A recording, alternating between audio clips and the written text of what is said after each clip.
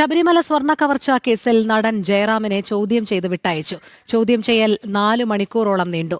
സൌഹാർദ്ദപരമായാണ് E D ഉദ്യോഗസ്ഥർ പെരുമാറിയതെന്ന് ചോദ്യം ചെയ്യലിന് ശേഷം പുറത്തിറങ്ങിയ ജയറാം പറഞ്ഞു. ഉണ്ണികൃഷ്ണൻ പോറ്റിയുമായി സാമ്പത്തിക ഇടപാടുകൾ ഉണ്ടായിരുന്നില്ല. കേസിൽ ഇടനിലക്കാരനായ രാജസ്ഥാൻ സ്വദേശി കൽപേഷും ഇ ഡിക്ക് മുന്നിൽ ഹാജരായി. ശബരിമല ദ്വാരപാലക പാളികൾ 2019 ജയറാമിന്റെ ചെന്നൈയിലെ വീട്ടിലെത്തിച്ച് ഉണ്ണികൃഷ്ണൻ പോറ്റി പൂജ നടത്തിയിരുന്നു. പുറമേ ക്ഷേത്രത്തിൽ വെച്ച് നടന്ന പൂജയിലും ജയറാം പങ്കെടുത്തു. ഇതു സംബന്ധിച്ച് ഉണ്ണികൃഷ്ണൻ പോറ്റിയുമായുള്ള ബന്ധങ്ങളിലും സാമ്പത്തിക ഇടപാടുകളിലുമാണ് ചോദ്യം ചെയ്യൽ നടന്നത്.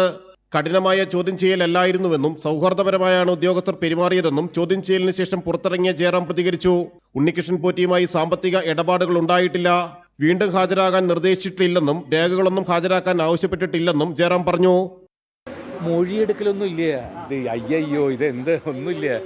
ഇത് എല്ലാ ഡിപ്പാർട്ട്മെൻറ്റും പോലെ എൻഫോഴ്സ്മെൻറ്റ് അവർക്ക് ചില സംശയങ്ങളുണ്ട്. അപ്പോൾ അതിൽ ശരിയാണോ എന്താണോ ചോദിക്കുന്നത്.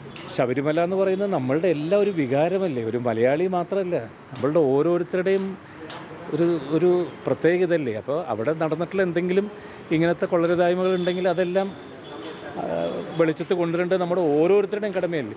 അപ്പോൾ എനിക്കറിയാവുന്ന എന്തെങ്കിലും കാര്യങ്ങളുണ്ടെങ്കിൽ അത് പറഞ്ഞു കൊടുക്കുക. അവരുടെ ഇത് കഴിഞ്ഞു, ഇനി എനിക്ക് ഇനിയൊന്നുമില്ല, അതൊക്കെ കഴിഞ്ഞു.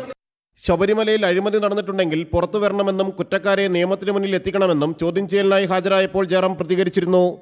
ഇത്തരം സ്കാം എന്തെങ്കിലും നടന്നിട്ടുണ്ടെങ്കിൽ അത് 100% വെളിച്ചത്ത് കൊണ്ടുവരികയും അതിനകത്ത് ബന്ധപ്പെട്ടിട്ടുള്ളവരെ എല്ലാം വെളിച്ചത്ത് കൊണ്ടുവരാൻ ഓരോ മലയാളിയും ബാധ്യസ്ഥനാണ്.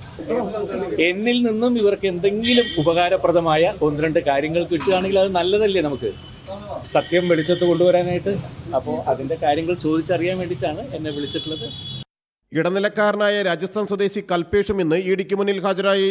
സ്മാർട്ട് ക്രിയേഷൻസിൽ നിന്ന് സ്വർണ്ണമടങ്ങിയ കവർ കൈപ്പറ്റി ബെല്ലാരിയിലെ ഗോവർദ്ധനെ നൽകിയത് കൽപേഷായിരുന്നു. ചെന്നൈയിലെ ജ്വല്ലറി ജീവനക്കാരനായിരുന്നു കൽപേഷ്. വേർതിരിച്ചെടുത്ത സ്വർണത്തിൽ 476 ഗ്രാമാണ് കൽപേഷ് ബെല്ലാരിയിലെത്തിച്ചത്. ഇതിന് തത്തുല്യമായ സ്വർണം പിന്നീട് SIT പിടിച്ചെടുത്തിരുന്നു. ജനം, കൊച്ചി.